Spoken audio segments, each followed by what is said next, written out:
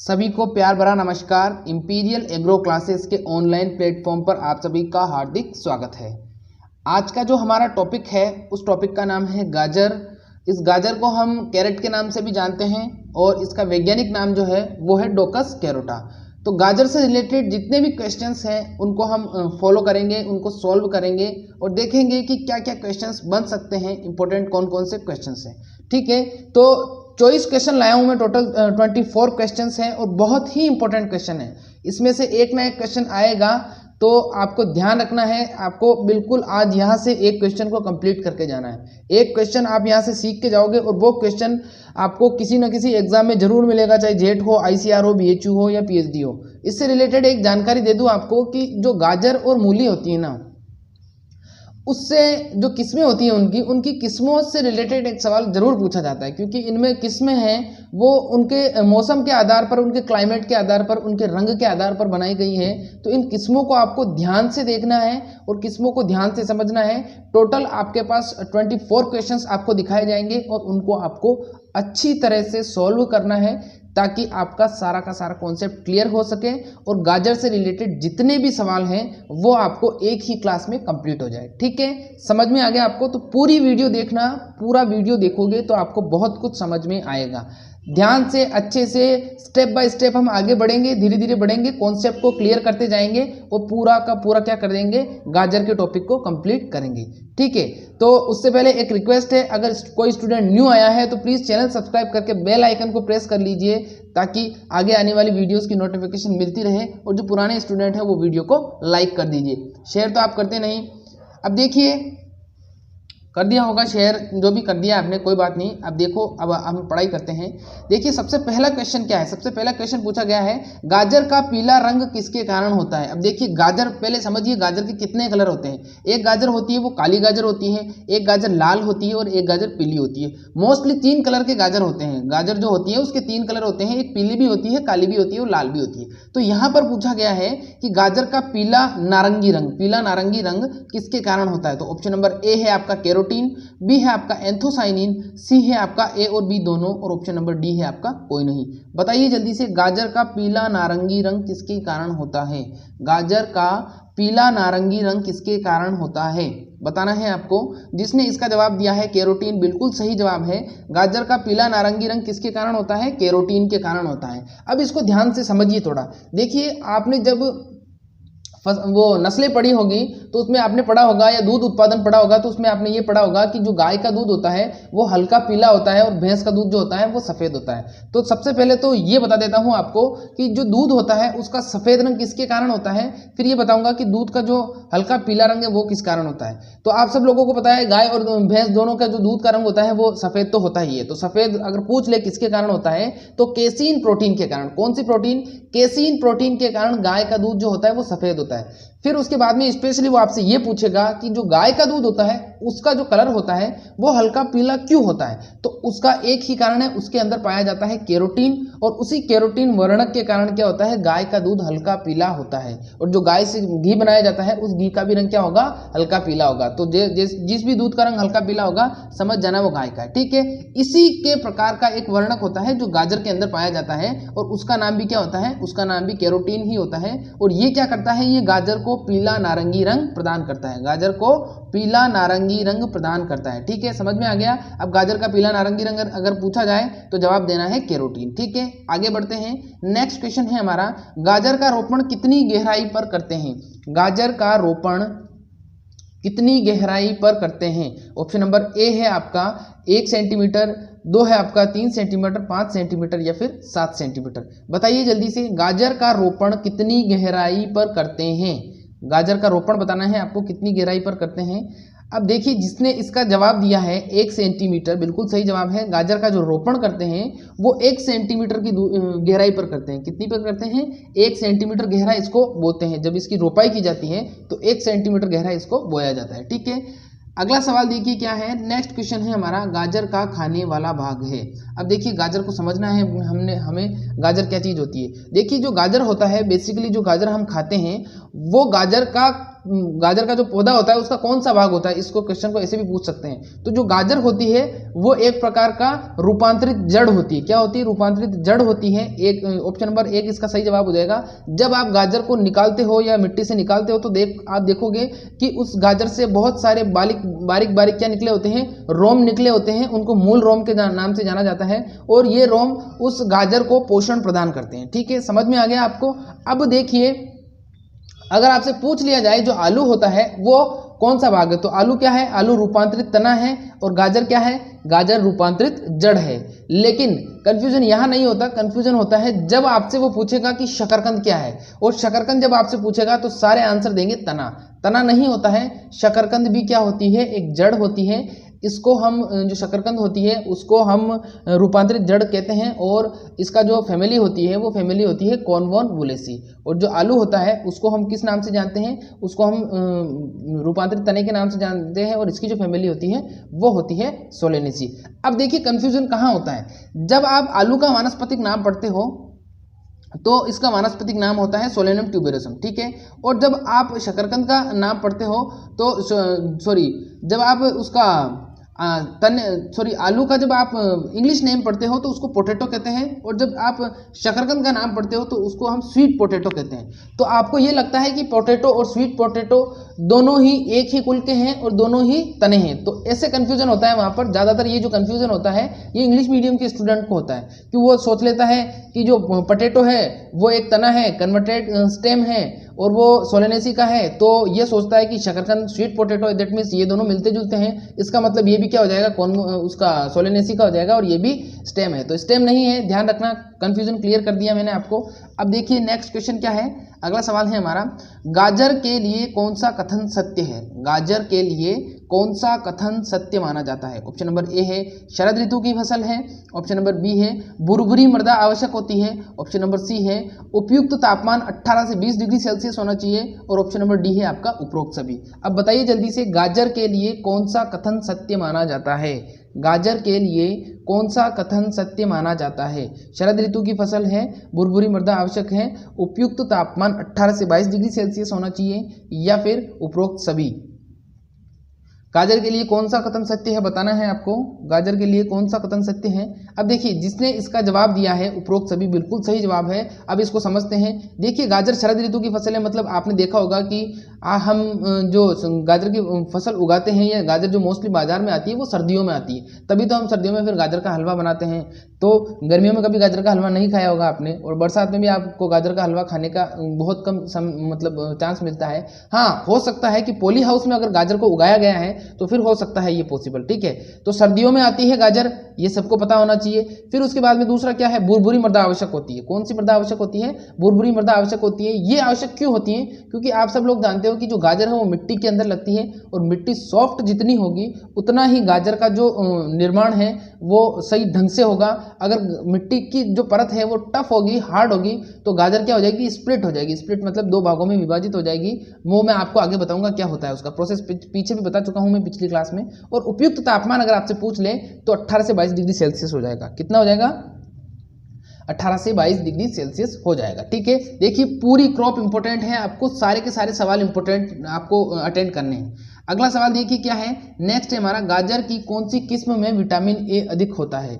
गाजर की कौन सी किस्म में विटामिन ए अधिक होता है? अब ऑप्शन नंबर ए है आपका पूसा केसर, बी है आपका पूसा मेघाली, सी है आपका ए और बी दोनों, और डी है आपका हिसार गार्लिक। अब बताइए जल्दी से, गाजर की कौन सी किस्म में विटामिन ए अधिक होता है? कौन सी किस्म में विटामिन ए अधिक होगा? पूसा केसर, पूसा मेघाली, ए और बी दोनों, और हिसार गार्लिक। अब देखिए जिसने इसका जवाब दिया है ऑप्शन नंबर सी वाला, ए और बी दोनों, बिल्कुल सही जवाब है। पूसा केसर और जो पूसा मेघाली होती है, पूसा केसर और पूसा मेघाली जो होती है, ये क्या है? पूसा केसर और पूसा मेघाली ये जो है ये गाजर की विटामिन ए अधिक वाली किस्में है। इसमें विटामिन ए अधिक पाया जाता है, और बेसिकली जो इनका कलर होता है ये गाजर की लाल रंग की किस्में है। गाजर की लाल रंग की किस्में, जैसा कि मैंने आपको स्टार्टिंग में बताया था कि गाजर कितने प्रकार की होती है। गाजर 3 प्रकार की होती है, लाल भी होती है, वो काली भी होती है, और वो पीली भी होती है। ठीक है, तो जो अगर आपसे पूछेगा कि लाल किस्म कौन सी है तो पूसा केसर और पूसा मेघाली लाल किस्म की मानी जाती है। ठीक है, आगे और मैं एक्सप्लेन कर दूंगा आपको, कोई दिक्कत नहीं है। नेक्स्ट देखिए अगला क्या है। इसका आंसर बता चुका हूं मैं। गाजर विटामिन ए किसमें होगा? विटामिन ए पूसा केसर और पूसा मेघाली के अंदर। ठीक है, अगला सवाल देखिए क्या है। नेक्स्ट है, गाजर किस कुल का पादप है? बहुत ही इंपॉर्टेंट क्वेश्चन है और बार बार पूछा जाता है ये सवाल, बार बार पूछा जाता है, क्योंकि वो आपसे गेहूं का कुल तो पूछेगा नहीं, क्योंकि गेहूं का तो सबको पता है और बिल्कुल कॉमन सा है। वो आपसे पूछेगा ऐसी किसी अटपटी चीज का, जैसे वो आपसे पूछेगा तिल का, फिर वो आपसे पूछेगा कपास का, सब्जियों में ऐसे पूछेगा वो। अब गाजर किस कुल का पादप है? ऑप्शन नंबर ए है आपका अम्बेलिफेरी, बी है आपका एपियेसी, सी है आपका ए और बी दोनों, और डी है आपका कोई नहीं। बताइए जल्दी से। जिसने इसका जवाब दिया है ऑप्शन नंबर तीसरा, ए और बी दोनों बिल्कुल सही जवाब है। जो गाजर का कुल है या फैमिली है उसको अम्बेलिफेरी कहते हैं, अम्बेलिफेरी के नाम से जानते हैं। और इसी अम्बेलिफेरी कुल का दूसरा नाम क्या हो जाएगा? इसी अम्बेलिफेरी कुल का दूसरा नाम एपियेसी होता है। ठीक है, तो गाजर किस कुल का पादप है? अम्बेलिफेरी कुल का पादप है। इसको एपियेसी के नाम से भी जाना जाता है। किस नाम से जाना जाता है? एपियेसी के नाम से भी जाना जाता है। Is it clear? चलिए आगे बढ़ते हैं। नेक्स्ट क्वेश्चन है हमारा, गाजर का लाल व काला रंग किससे होता है? गाजर का लाल व काला रंग किससे होता है? ऑप्शन नंबर ए है आपका कैरोटीन, बी है आपका एंथोसाइनिन, सी है आपका ए और बी दोनों, और डी है आपका कोई नहीं। अब बताइए जल्दी से, गाजर का लाल व काला रंग। इससे पहले जब मैंने बताया था तो मैंने कैरोटीन बताया था पीला रंग के लिए, पीला नारंगी रंग। अब बताना है लाल काला रंग किससे होगा। देखिए बेसिकली होता क्या है, मैं ये भी बता देता हूँ आपको, कोई दिक्कत नहीं है। इसका जो आंसर होगा वो आंसर होगा ऑप्शन नंबर बी वाला, एंथोसाइनिन। अब देखिए गाजर काली नहीं होती है, गाजर होती तो लाल ही है, लेकिन एक लाल रंग की एक प्रकृति होती है कि वो लाल रंग जितना ज़्यादा गाढ़ा होता जाएगा, जितना ज़्यादा गाढ़ा होता जाएगा, फिर वो होगा तो लाल ही, लेकिन आपको क्या दिखेगा? वो आपको वो काला दिखेगा। जैसे आपने कभी देखा होगा कि खून काला हो जाता है, तो वो खून काला नहीं होता, वो खून के अंदर जो लाल रंग का वर्णक है उसकी इतनी मात्रा बढ़ जाती है कि खून हद से ज़्यादा गाढ़ा हो जाता है। खून हद से ज़्यादा गाढ़ा होने के कारण वो हमें काला दिखाई देता है, जबकि उसको अगर गौर से देखा जाए तो वो लाल कलर का ही होता है। ठीक है, तो जो लाल कलर है उसको जितना गाढ़ा करेंगे तो वो काला हो जाएगा। तो यहाँ पर क्वेश्चन यही पूछना चाह रहा है कि गाजर का लाल काला रंग किसके कारण होता है, तो इसका आंसर क्या हो जाएगा? इसका आंसर होगा एंथोसाइनिन पिगमेंट। कैरोटीन भी एक पिगमेंट होता है और एंथोसाइनिन भी एक पिगमेंट होता है, और लाइकोपीन भी एक पिगमेंट होता है, जिसका संबंध टमाटर की फसल से है, उसको वो लाल रंग प्रदान करता है। ठीक है, अगला सवाल देखिए। नेक्स्ट क्वेश्चन क्या है हमारा? गाजर का उत्पत्ति स्थान है, गाजर का उत्पत्ति स्थान है। गाजर दैट मीन्स कैरेट, डेकोस कैरोटा के नाम से इसको जानते हैं। ऑप्शन नंबर ए है आपका इराक, बी है आपका ईरान, सी है आपका अफगानिस्तान, और डी है आपका भारत। बताइए जल्दी से, गाजर का उत्पत्ति स्थान क्या हो जाएगा? गाजर का उत्पत्ति स्थान क्या हो जाएगा? इराक, ईरान, अफगानिस्तान या फिर भारत। गाजर का उत्पत्ति स्थान इराक, ईरान, अफगानिस्तान या फिर भारत। क्या होगा इसका जवाब? देखिए, जो गाजर का उत्पत्ति स्थान माना जाता है वो माना जाता है अफगानिस्तान को। कहाँ पर माना जाता है? अफगानिस्तान को माना जाता है। और इस अफगानिस्तान अगर आपके ऑप्शन में नहीं आता है और वहाँ पर आपके ऑप्शन में आ जाता है दक्षिण पश्चिम एशिया, तो वो भी बिल्कुल सही जवाब है। जो अफगानिस्तान है वो एशिया के दक्षिण पश्चिम क्षेत्र में आता है। दक्षिण पश्चिम क्षेत्र मतलब जैसे ये हमारा मैप देख रहे हो आप, तो इसके अंदर सबसे पहले आप पश्चिम क्षेत्र में जाओ, तो ये इसका क्या हो गया? पूर्व हो गया, ये इसका पश्चिम हो गया। ठीक है, तो इस पश्चिम क्षेत्र में आ गए, फिर पश्चिम के साथ साथ आपको दक्षिण क्षेत्र में भी जाना है, तो पश्चिम हो गया, और फिर थोड़ा इधर आओगे तो आप ये क्या हो गया? ये दक्षिण भी हो गया, पश्चिम भी हो गया। मतलब पश्चिम और दक्षिण के मध्य की जगह जो होती है वो दक्षिण पश्चिम के नाम से जानी जाएगी। ठीक है, चाहे आप जब आप एग्रो क्लाइमेटिक जोन पढ़ोगे तब मैं आपको समझाऊंगा बहुत अच्छे तरीके से। ठीक है, बाई मैप के द्वारा। ठीक है, अब आगे बढ़ते हैं। नेक्स्ट क्या है देखिए, अगला सवाल क्या है? अगला सवाल है हमारा, गाजर का वैज्ञानिक नाम है। गाजर का वैज्ञानिक नाम है। ऑप्शन नंबर ए है आपका रेफेनस सेटाइवा, बी है आपका डोकस कैरोटा, सी है आपका पाइसम सेटाइवम, और डी है आपका सोलेनम ट्यूबेरोसम। अब बताइए जल्दी से, गाजर का वैज्ञानिक नाम क्या होगा? गाजर का वैज्ञानिक नाम क्या होगा? गाजर का वैज्ञानिक नाम बताना है। ऑप्शन नंबर ए है आपका रेफेनस सेटाइवा, बी है आपका डोकस कैरोटा, सी है आपका पाइसम सेटाइवम, और डी है आपका सोलेनम ट्यूबेरोसम। गाजर का वानस्पतिक नाम, जिसने इसका जवाब दिया है डोकस कैरोटा, बिल्कुल सही जवाब है। जो गाजर का वैज्ञानिक नाम या वानस्पतिक नाम है वो डोकस कैरोटा होता है। और मूली का पूछ ले तो रेफेनस सेटाइवा। अगली जो हमारी क्रॉप होगी, देखिए कल जो हम पढ़ेंगे ना, वो हम कल पढ़ेंगे गोभी वर्गीय सब्जियां, और बहुत ही इंपॉर्टेंट है। इसमें से क्वेश्चन कम से कम 3 से 4 क्वेश्चन आते हैं इस गोभी वर्गीय सब्जियों में से। तो मैं तीनों जो सब्जियां हैं उनको एक साथ कवर करूंगा एक ही क्लास में। तो आपको पधारना है, आपको पधारना है ठीक 11:30 बजे पधार जाना। आप लेट आते हो, उससे आपको नुकसान हो सकता है, ठीक है। तो कल हम पढ़ेंगे गोभी वर्गीय सब्जियां, ठीक है। अगला देखिए क्या है, नेक्स्ट है हमारा, निम्न में से कौन सी किस्म काली गाजर की है। अब देखिए, अब थोड़ी किस्में आएंगी, बहुत इंपॉर्टेंट क्वेश्चन आएंगे, ध्यान से देखना है आपको। क्वेश्चन पूछा गया है, निम्न में से कौन सी काली गाजर की किस्म है। तो ऑप्शन नंबर ए है आपका पूसा केसर, फिर बाद में 2 है आपका पूसा यमदागिनी, तीसरा है पूसा मेघाली और चौथा है पूसा दृष्टि। अब जवाब देना है आपको, क्या होगा इसका आंसर, बताइए जल्दी से, क्या हो जाएगा इसका आंसर, बताइए जल्दी से क्या होगा। निम्न में से कौन सी काली गाजर की किस्म है, काली गाजर की किस्म बतानी है आपको। देखिए, काली गाजर की जो किस्म होती है, बेसिकली काली गाजर की जो किस्म होगी वो किस्म कौन सी हो जाएगी, वो हो जाएगी पूसा दृष्टि। पूसा दृष्टि जो है वो काली गाजर की किस्म मानी जाती है। कौन सी किस्म मानी जाएगी, पूसा दृष्टि काली गाजर की किस्म मानी जाती है, ठीक है, समझ में आ गया। अगला सवाल देखिए क्या है, नेक्स्ट क्वेश्चन है हमारा, गाजर की कौन सी किस्म यूरोपियन वर्ग की है। अब देखिए, जो बेसिकली गाजर को है 2 भागों में विभाजित किया गया है, एक तो भारतीय वर्ग और एक यूरोपीय वर्ग। जो भारत में पाई जाने वाली है, जिनका उत्पत्ति स्थान भारत है, उनको भारतीय वर्ग माना जाता है, और जो यूरोप के अंदर पाई जाती है उनको यूरोपीय वर्ग माना जाता है, ठीक है। तो इनकी मैं बता दूंगा कौन कौन सी है, क्या क्या है, पहले देख लीजिए आप। देखिए, गाजर की कौन सी किस्म यूरोपियन वर्ग की है। ऑप्शन नंबर ए है आपका HC फर्स्ट, बी है आपका पूसा यमदाग्नि, सी है आपका हिसार गार्लिक और डी है आपका उपरोक्त सभी। बताइए अब इसका जवाब क्या होगा, यूरोपियन वर्ग।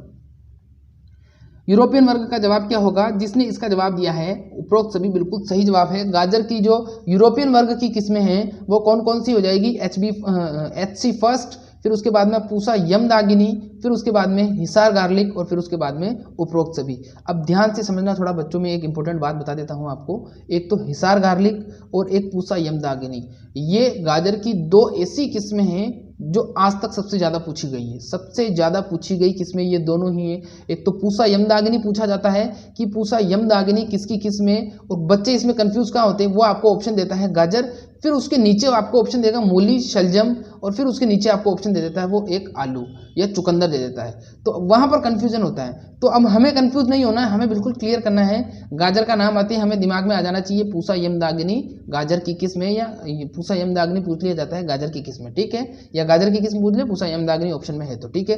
दूसरा ये होता है कि हिसार गार्लिक भी बार बार पूछा जाता है, क्योंकि पीछे शब्द दिया गया है गार्लिक। अब गार्लिक से बच्चे समझते हैं गार्लिक दैट मीन्स लहसुन की किस्म है, लेकिन जो हिसार गार्लिक है वो किसकी है, गाजर की किस्म है। ये मैंने कल भी बताया था और आज भी बताया है मैंने, ठीक है, इंपॉर्टेंट है, इसलिए मैं बार बार रिपीट करता हूं ताकि आपको क्लास के अंदर ही सब कुछ याद हो जाए, ठीक है। अगला सवाल देखिए क्या है, नेक्स्ट क्वेश्चन है हमारा, निम्न में से कौन सी किस्म गाजर की है, निम्न में से कौन सी किस्म लाल गाजर की। अब यहाँ पर लाल गाजर की किस्म पूछा है, निम्न में से कौन सी किस्म लाल गाजर की है। अब ऑप्शन नंबर ए है आपका डच वर्स, बी है आपका पूसा यमदागिनी, सी है आपका पूसा मेघाली और डी है आपका जेनो। अब बताइए निम्न में से कौन सी किस्म लाल गाजर की होगी, निम्न में से कौन सी किस्म लाल गाजर की होगी। डच वर्स, उसके बाद में पूसा यमदागिनी, पूसा मेघाली और जेनो। क्या होगा इसका जवाब, निम्न में से कौन सी किस्म लाल गाजर की होगी, डच वर्स, पूसा यमदागिनी, पूसा मेघाली या फिर जेनो।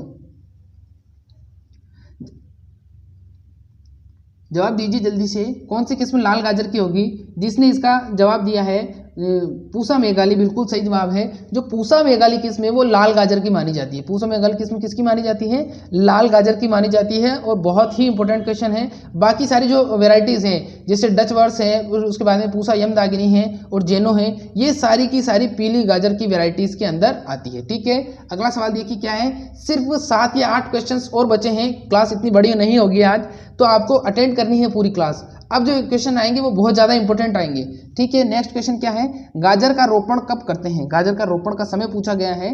गाजर के रोपण का समय क्या है। ऑप्शन नंबर ए है आपका सितंबर, बी है आपका अक्टूबर, सी है आपका ए और बी दोनों और डी है आपका कोई नहीं। अब बताइए जल्दी से, गाजर का रोपण का समय क्या होगा। गाजर के रोपण का समय बताना है, सितंबर, अक्टूबर, एक और दो दोनों, या ऑप्शन नंबर डी है आपका कोई नहीं। बताइए जल्दी से, गाजर का रोपण का समय क्या होगा, सितंबर होगा, अक्टूबर होगा, ए और बी दोनों होगा, या ऑप्शन नंबर डी है आपका कोई नहीं। देखिए गाजर के रोपण का जो समय माना जाता है वो समय कौन सा होगा, गाजर के रोपण का समय हो जाएगा आपका सितंबर से अक्टूबर के बीच में। गाजर के रोपण का समय क्या होगा, सितंबर से अक्टूबर के बीच में होगा, ठीक है। अब देखिए एक इंपॉर्टेंट सूचना और दे देता हूं आपको, अभी जो टाइम हो रहा है वो लगभग हो रहा है 11:30 से 12 के समथिंग, ठीक है। अब देखिए 1 बजे के समथिंग क्या होगा, एक क्लास डालूंगा मैं, एक नई क्लास है, एक सर से बात हुई है, तो उस क्लास को आपको देखना है, ऑब्जर्व करना है और बताना है। अगर आपको समझ में आता है तो उस क्लास को हम कंटिन्यू कर देंगे, अगर समझ में नहीं आता है तो फिर वो क्लास नहीं चलाएंगे, ठीक है। तो मैं लिंक डाल दूंगा डिस्क्रिप्शन में, लिंक मिल जाएगा। अगर लिंक भी नहीं मिलता है तो चुपचाप ठीक 12:30 बजे पहुंच जाना आप चैनल पर, और 12:30 बजे आपको क्लास मिल जाएगी वो, ठीक है। तो उस क्लास को आपको अटेंड करना है और बताना, वो बाकायदा ऑन द बोर्ड होगी वो क्लास, और बिल्कुल बेसिक क्लास होगी। तो आपको उस क्लास को अटेंड करना है, तो उसका लिंक आपको डिस्क्रिप्शन में मिल जाएगा। अगर लिंक डिस्क्रिप्शन में नहीं मिलता है तो भी आपको आना है और 12:30 बजे चेक करना है, ठीक है। और ग्रुप में इन्फॉर्मेशन आपको मिल जाएगी, 12:30 बजे वो क्लास स्टार्ट हो जाएगी, ठीक है। अब देखिए गाजर का रोपण का समय क्या है, सितंबर अक्टूबर बता दिया मैंने। सितंबर से अक्टूबर के बीच में क्या किया जाता है, इसका रोपण किया जाता है, क्योंकि ये समय क्या होता है, इस समय सर्दियां आना लगभग स्टार्ट होती है, और फिर जब पूरी सर्दियां आ जाती है तब तक क्या हो जाता है, गाजर आ जाती है मार्केट में, फिर हलवा बनाया जाता है घर पे और उसको बड़े चाव से टीवी के सामने बैठकर खाया जाता है, ठीक है। अगला सवाल देखिए क्या है। नेक्स्ट क्वेश्चन है हमारा, गाजर की कौन सी किस्म भारतीय वर्ग की है। मैंने बताया था आपको स्टार्टिंग में, गाजर की जो किस्म है वो 2 वर्गों में उनको विभाजित किया गया है। एक तो होता है भारतीय वर्ग, एक होता है यूरोपियन वर्ग। और भारतीय वर्ग और यूरोपियन वर्ग की जो किस्में हैं वो अलग अलग है, और क्वेश्चन वो आपसे ऐसे ही पूछेगा, निम्न में से कौन सी किस्म भारतीय वर्ग की है, या निम्न में से कौन सी किस्म यूरोपियन वर्ग की है। तो भारतीय वर्ग की किस्म बतानी है आपको, पूसा केसर, पूसा मेघाली, ए और बी दोनों, या ऑप्शन नंबर डी है आपका हिसार गार्लिक। बताइए गाजर की कौन सी किस्म भारतीय वर्ग की होगी, गाजर की कौन सी किस्म भारतीय वर्ग की होगी, पूसा केसर, पूसा मेघाली, ए और बी दोनों, या हिसार गार्लिक। अब देखिए जिसने जवाब दिया है ऑप्शन नंबर तीसरा, ए और बी दोनों, बिल्कुल सही जवाब है। गाजर की कौन सी किस्म भारतीय वर्ग की है, गाजर की किस्म है तीसरी वाली किस्म भारतीय वर्ग की है, ए और बी दोनों, यानी कि पूसा केसर और पूसा मेघाली क्या है, भारतीय वर्ग की मानी जाती है। पूसा केसर और पूसा मेघाली भारतीय वर्ग की किस्में मानी जाती है, ठीक है। अगला सवाल देखिए क्या है। नेक्स्ट क्वेश्चन है हमारा, गाजर की कौन सी किस्म संसाधन हेतु उपयुक्त है, गाजर की कौन सी किस्म संसाधन हेतु उपयुक्त है। अब जिसको पता नहीं है कि सर संसाधन, दैट मीन्स संसाधन का मतलब होता है गाजर से कौन सा अचार, चटनी, सॉस, मुरब्बा बनाया जाता है। अब लोगों को यह भी पता नहीं है कि गाजर का भी अचार होता है। हाँ बिल्कुल होता है, गाजर का अचार होता है। तो गाजर का अचार बनाने के लिए ये समझ लीजिए, ये संसाधन हेतु उपयुक्त किस्म पूछी गई है। तो HC फर्स्ट है, पूसा यमदाग्नि है, हिसार गार्लिक है, या चेंटिनी है, बताइए जल्दी से। फिर आगे आपको एक क्रॉस भी बताऊंगा मैं कि क्रॉस कौन सा हुआ था। गाजर की कौन सी किस्म संसाधन हेतु उपयुक्त है, HC first, Pusa Yamdagni, Hisar garlic और चेंटिनी। बताइए गाजर की कौन सी किस्म संसाधन हेतु उपयुक्त होगी। जिसने इसका जवाब दिया है ऑप्शन नंबर सी वाला, चेंटिनी, बिल्कुल सही जवाब है। गाजर की कौन सी किस्म संसाधन हेतु उपयुक्त मानी जाती है, चेंटिनी किस्म को संसाधन हेतु उपयुक्त माना जाता है। Is that clear. चलिए अगले सवाल की तरफ बढ़ते हैं। नेक्स्ट क्वेश्चन क्या है हमारा, चेंटिनी भी एक पीली गाजर वाली किस्म है। अगला सवाल है हमारा, निम्न में से कौन सी किस्म पीली गाजर की है, निम्न में से कौन सी किस्म पीली गाजर की है। देखिए बच्चा कंफ्यूज कहाँ होता है, वो लाल काली पीली में कंफ्यूज होता है, इसीलिए वो आपसे, इसीलिए मैंने पहले जब क्लास स्टार्ट हुई थी तो मैंने पहले कह दिया था आपको कि इसमें इस किस्म में या इस सब्जी में किस्मों में बहुत ज़्यादा हेरफेर है, और वो यहाँ से एक ना एक किस्म उठाएगा और वो यहाँ से पूछेगा। तो जिसकी दिमाग की क्षमता है इसको झेलने की, वो इसको झेल लेगा, याद कर लेगा, और जिसका दिमाग कमज़ोर है, कच्चा है थोड़ा, वो जैसे ही उसके दिमाग पर लोड पड़ेगा वो इस क्लास को छोड़कर चला जाएगा और कुछ नहीं सीख पाएगा नया, और फिर उसके बाद में आप जानते हो आगे क्या होता है। भगवान ना करे ऐसा किसी के साथ हो, सबका सिलेक्शन होगा, डरो मत, बस थोड़ा सा स्मार्ट वर्क करते रहो, हार्ड वर्क नहीं, स्मार्ट वर्क करो, ठीक है। अब निम्न में से कौन सी किस्म पीली गाजर की है, इसका जवाब केसर है, पूसा केसर है, पूसा यमदाग्नि है, पूसा आसिता है, या पूसा दृष्टि है। अब जवाब आपके हाथों में, पीली गाजर का बताना है आपको क्या होगा, पीली गाजर का जिसने इसका जवाब दिया है ऑप्शन नंबर बी वाला, पूसा यमदाग्नि, बिल्कुल सही जवाब है। पूसा यमदाग्नि जो किस्म है वो पीली गाजर की मानी जाती है। किसकी मानी जाती है, पीली गाजर की मानी जाती है, और इसको याद रखना है, आपको भूलना नहीं है, ठीक है। नेक्स्ट क्वेश्चन देखिए क्या है। अगला सवाल है हमारा, गाजर में अंकुरण हेतु तापमान। अब बहुत इंपॉर्टेंट क्वेश्चन है बच्चों, गाजर में अंकुरण हेतु तापमान क्या होगा, गाजर में अंकुरण हेतु तापमान क्या होगा। ऑप्शन नंबर ए है आपका 3 से 9 डिग्री सेल्सियस, बी है आपका 9 से 11 डिग्री सेल्सियस, तीसरा है आपका 11 से 15 डिग्री सेल्सियस, और चौथा है आपका 15 से 20 डिग्री सेल्सियस। गाजर में अंकुरण हेतु तापमान कितना होता है, गाजर में अंकुरण हेतु तापमान कितना होता है। ऑप्शन नंबर 1 बता दिया मैंने, 3 से 9, 9 से 11, 11 से 15 और 15 से 20 डिग्री सेल्सियस। अब जिसने इसका जवाब दिया है गाजर में अंकुरण हेतु तापमान हेतु, जिसने इसका जवाब दिया है, देखिए जिसने इसका जवाब दिया है 3 से 9 डिग्री सेल्सियस बिल्कुल सही जवाब है। 3 से 9 डिग्री सेल्सियस जिसने जवाब दिया है बिल्कुल सही जवाब है। गाजर में अंकुरण हेतु तापमान कितना चाहिए? 3 से 9 डिग्री चाहिए। देखिए, आप किसी भी क्रॉप को जब पढ़ते हो तो उस क्रॉप को अपने दैनिक जीवन में उतार कर फिर उसको को रिलेट करके पढ़ा करें। देखिए, सपोज दैट अब आपको पता नहीं था कि गाजर में अंकुरण का समय, अंकुरण का जो तापमान है वो पता नहीं था, ठीक है, लेकिन आपको ये तो पता होता है कि गाजर कब आती है? गाजर आती है सर्दियों के मौसम में। तो 15 से 20 डिग्री सेल्सियस तापमान या 11 से 12 नहीं होगा, क्योंकि अंकुरण के समय तो जो बीज रहता है वो मिट्टी के अंदर रहता है, तो मिट्टी के अंदर का तापमान कम होता है। तो इस प्रकार से आपको रिलेट करके आप अंदाजा लगा सकते हो सही आंसर का, लेकिन मैं ये कहूँगा कि ऐसे गलती आप नहीं करनी चाहिए आपको, ठीक है। तो गाजर में अंकुरण है तो तापमान 3 से 9 डिग्री सेल्सियस हो गया। अगला सवाल देखिए क्या है। नेक्स्ट क्वेश्चन है हमारा गाजर की बीज दर। बार बार पूछी जाती है गाजर की बीज दर कितनी होगी। ऑप्शन नंबर ए है आपका 1 से 2 किलोग्राम, 3 से 4 किलोग्राम, 4 से 5 किलोग्राम या 5 से 6 किलोग्राम प्रति हेक्टर। बताइए जल्दी से, गाजर की बीज दर कितनी होगी? गाजर की बीज दर कितनी होगी? 1 से 2 किलोग्राम, 3 से 4 किलोग्राम, 4 से 5 किलोग्राम या फिर 5 से 6 किलोग्राम। क्या होगा इसका जवाब? गाजर की प्रति हेक्टर बीज दर बतानी है आपको। गाजर की प्रति हेक्टर बीज दर कितनी होगी?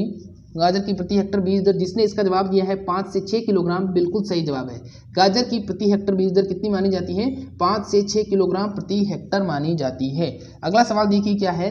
नेक्स्ट क्वेश्चन है हमारा, गाजर में कैविटी स्पॉट नामक कायिक विकार किसकी कमी से होता है? अब देखिए ये सवाल जो है ये सुपरवाइजर 2012 के अंदर पूछा गया सवाल है। सुपरवाइजर 2012 में ये सवाल पूछा गया था कि गाजर में कैविटी स्पॉट नामक कायिक विकार किसकी कमी से होता है। अब कैविटी स्पॉट समझ लीजिए। कैविटी स्पॉट का मतलब होता है, कैविटी का मतलब तो होता है सड़ना और स्पॉट का मतलब होता है धब्बा। तो धब्बा जब सड़ा हुआ धब्बा बन जाता है वहां पर गाजर के ऊपर, तो ये कायिक विकार किसकी कमी से होता है? ये बहुत इस गाजर का सबसे इंपॉर्टेंट क्वेश्चन है, ये जो पूछा गया था, ठीक है। ऑप्शन नंबर ए है आपका Ca की कमी, बी है आपका पोटेशियम की कमी, सी है आपका फास्फोरस की कमी और डी है आपका नाइट्रोजन की कमी। बताइए जल्दी से, गाजर में कैविटी स्पॉट नामक कायिक विकार किसकी कमी से होगा? कैल्शियम होगा, पोटेशियम होगा, फास्फोरस होगा या नाइट्रोजन होगा? बहुत ही इंपॉर्टेंट क्वेश्चन है बच्चों, आपको जवाब देना है इसका। गाजर में कैविटी स्पॉट नामक कायिकी विकार, जिसने इसका जवाब, देखिए जिसने इसका जवाब दिया है कैल्शियम की कमी, कैल्शियम की कमी बताया है, बिल्कुल सही जवाब है। जो गाजर में कैविटी स्पॉट नामक कंडीशन हो जाती है वो किसकी कमी के कारण होती है? वो होती है कैल्शियम की कमी के कारण, ठीक है। अब इसको समझिए। अब क्या होता है कि गाजर जब मिट्टी के अंदर उगी हुई रहती है तो वहाँ पर कुछ कैल्शियम वगैरह की कमी जब हो जाती है तो उसके कारण क्या होता है कि उसमें एक विशेष प्रकार की सड़ान उत्पन्न हो जाती है और धब्बे बन जाते हैं, और इसी कंडीशन को हम कैविटी स्पॉट के नाम से जानते हैं, ठीक है। क्लियर है। अगला सवाल देखिए क्या है। नेक्स्ट है, गाजर में जड़ों के विकास हेतु तापमान। अब गाजर में पहले जो मैंने सवाल बताया था वो अंकुरण का था, अब पूछा गया है कि जड़ों के विकास हेतु तापमान कितना होगा। तो जड़ों के विकास हेतु तापमान 3 से 9, 9 से 11, 11 से 15 और 15 से 20 डिग्री सेल्सियस। अब ये सवाल बहुत ही ज़्यादा इंपॉर्टेंट है, ये जरूर से आपसे पूछेगा ही पूछेगा कि गाजर में जड़ों के विकास हेतु तापमान कितना चाहिए, क्योंकि गाजर एक जड़ है तो ऑब्वियसली वो आपसे पूछेगा ही पूछेगा कि जड़ है तो जड़ के बारे में स्पेसिफिक क्वेश्चन बनता है तो वो पूछेगा आपसे कि गाजर में जड़ों के विकास हेतु कितना तापमान रखा जाता है। जिसने इसका जवाब दिया है ऑप्शन नंबर 4, 4 वाला जवाब जिसने दिया है 15 से 20 डिग्री सेल्सियस, बिल्कुल सही जवाब है। गाजर में जड़ों के विकास हेतु तापमान कितना रखेंगे? जड़ों के विकास हेतु तापमान रखा जाता है 15 से 20 डिग्री सेल्सियस। समझ में आ गया आपको? 15 से 20 डिग्री सेल्सियस तापमान रखा जाता है। गाजर में जड़ों के विकास हेतु 15 से 20 डिग्री सेल्सियस तापमान रखा जाता है। अगला सवाल देखिए क्या है। नेक्स्ट क्वेश्चन है हमारा, स्थानीय लाल इंटू 19 से कौन सी किस्म विकसित हुई है? अब देखिए मैंने पहले ही बताया था आपको कि मैं पीछे बहुत ज़्यादा इंपॉर्टेंट क्वेश्चंस को रखता हूं ताकि आप सारी क्लास अटेंड कर सके। अब देखिए क्या है, स्थानीय लाल ये एक किस्म है जिसका नाम है स्थानीय लाल और एक किस्म है नेंटिस। मैंने पहले बताया था नेंटिस क्या करती है, नेंटिस भी एक किस्म है। तो ये दोनों किस्में जो है इनके बीच में जब क्रॉस करवाया गया तो उनसे कौन सी किस्म विकसित हुई? ऑप्शन नंबर ए है आपका पूसा केसर, बी है आपका पूसा यमदाग्नि, सी है आपका पूसा मेघाली और डी है आपका जेनो। बताइए जल्दी से, स्थानीय लाल इंटू नेंटिस से कौन सी किस्म विकसित हुई थी? स्थानीय लाल इंटू नेंटिस से कौन सी किस्म विकसित हुई थी?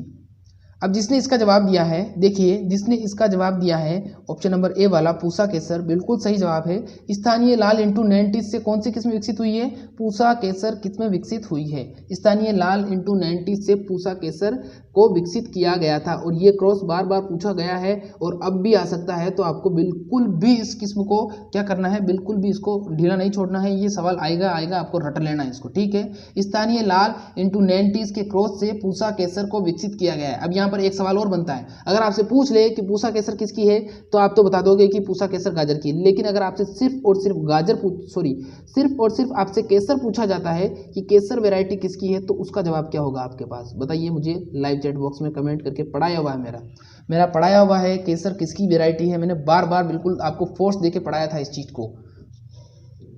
इसका जवाब दीजिए केसर का क्या होगा। देखिए कोई बात नहीं, जिसने इसका जवाब दे दिया, जिसने नहीं दिया कोई दिक्कत नहीं है, किसी बहुतों का ठीक है, बहुतों का गलत है। जो केसर वैरायटी है वो आम की वैरायटी मानी जाती है और आम की गुजरात हेतु सबसे प्रसिद्ध किस्म कौन सी मानी जाती है? केसर मानी जाती है। और ये सवाल आ सकता है, ठीक है। ये सवाल मोस्टली कहाँ पर आएगा? ये सवाल आएगा आपके ICR के एग्जाम में।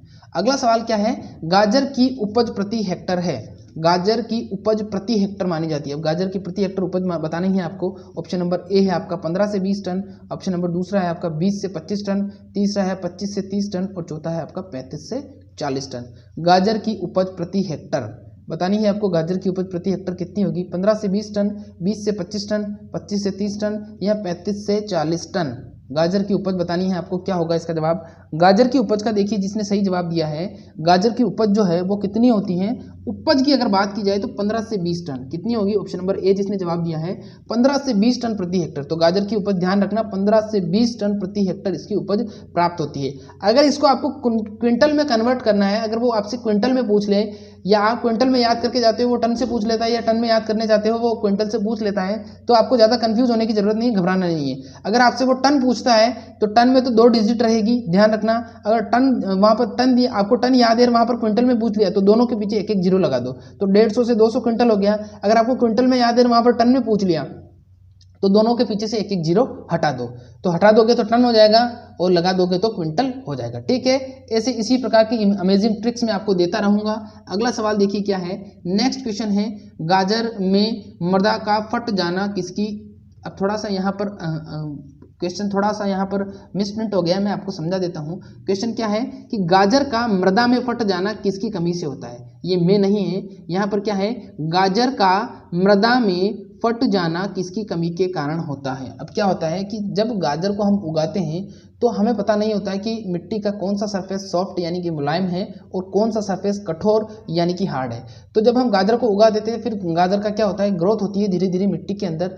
लेकिन एक कंडीशन ऐसी आ जाती है, जब गाजर की जो जड़ होती है उसके नीचे हार्ड लेयर आ जाती है सोइल की, मिट्टी की, तो उस कंडीशन में क्या होता है कि गाजर हार्ड लेयर आ जाती है या उसके आसपास क्या हो जाते हैं, पत्थर या छोटे बारीक कंकड़ आ जाते हैं। तो उस कंडीशन में गाजर क्या हो जाती है, कट जाती है, फट जाती है। तो ये एक कमी का लक्षण ये भी माना जाता है। और इसके अलावा एक पोषक तत्व की कमी भी मानी जाती है, और उस पोषक तत्व का जो नाम है गाजर का फट जाना, वो बोरोन की कमी के कारण होता है। किसकी कमी के कारण होता है? बोरोन की कमी के कारण होता है। तो दोनों ही सवाल सही हैं। अगर आपसे पूछा जाए कि फट क्यों जाती है और ऑप्शन में बोरोन दिया है तो बोरोन जवाब देना है। अगर पूछ ले कि मृदा के अंदर फटी है उसका कारण क्या है, दिया गया है ऑप्शन में कि मृदा की कठोर परत के कारण, तो वो भी उसका सही जवाब है। लेकिन इस क्वेश्चन को एक दूसरे तरीके से भी पूछा जा सकता है। वो आपसे ये भी पूछ सकता है कि फोर्किंग, जिसको हम बोलते हैं फोर्किंग यानी छेदन युक्त या छिद्र युक्त, फोर्किंग की समस्या, गाजर के अंदर फोर्किंग की समस्या पैदा क्यों होती है या कैसे होती है। तो भी उसका जवाब क्या हो जाएगा,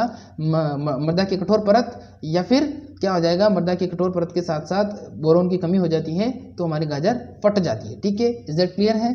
अगला सवाल देखिए क्या है। नेक्स्ट क्वेश्चन है हमारा, गाजर में मृदा ये हो चुका है सवाल। तो इतने ही टोटल सवाल थे, आज कंप्लीट हो चुका है हमारा। आज मैंने कहा था जो सवाल थे टोटल मैंने इसमें कवर अप किए हैं। ये क्लास आपको कैसी लगी प्लीज़ कमेंट करके बताना। आप बिना कमेंट किए चले जाते हो, लाइक भी नहीं करते हो, और जो न्यू स्टूडेंट हैं वो क्लास आते हैं, पूरी क्लास अटेंड करते हैं और बिना सब्सक्राइब किए चले जाते हैं। तो ऐसा मत करो, आपकी सपोर्ट की ज़रूरत है। प्लीज़ सब्सक्राइब किया करो और शेयर भी किया करें, अपने दोस्तों के साथ इसको शेयर भी किया करें। तो मैं उम्मीद करूंगा कि आज आप कमेंट करके मुझे बताओगे और मैं 12 बजे आपको एक क्लास और अवेलेबल करवाऊंगा, 12:30 बजे आपको एक क्लास अवेलेबल करवा दी जाएगी। 12:30 से अगर 1 भी बज जाता है, वैसे मैं हमेशा यही सोचता हूँ कि टाइमिंग आपको एग्जैक्ट टाइम पे दूँ, लेकिन आप सब लोग जानते हो कि किसी ना किसी तकनीकी समस्या के कारण टाइम डिले हो जाता है, कभी क्लास हो ही नहीं पाती है, तो उसमें हमारा कोई फॉल्ट नहीं है। हम लगातार ये कोशिश करते हैं कि आपको प्रोवाइड करवाते रहें, लेकिन आप समझ सकते हो इंसान की भी कभी कुछ मजबूरी हो जाती है। ठीक है, तो आज के लिए बस इतना ही करेंगे। अब मिलेंगे ठीक 12 बजे। आपको एक सर आएंगे, वो पढ़ाएंगे आपको हॉर्टिकल्चर थोड़ी सी, तो वो आपको पढ़ना है और आपको आपकी जो राय है वो कमेंट में लिख के जरूर बताना, आपको समझ में आया नहीं आया, क्लास को कंटिन्यू किया जाए डिसकंटिन्यू किया जाए, ये आपकी राय है। ठीक है, तो आज के लिए बस इतना ही। सुरक्षित रहिए, घर पर रहिए, बाहर तो कोरोना है। धन्यवाद।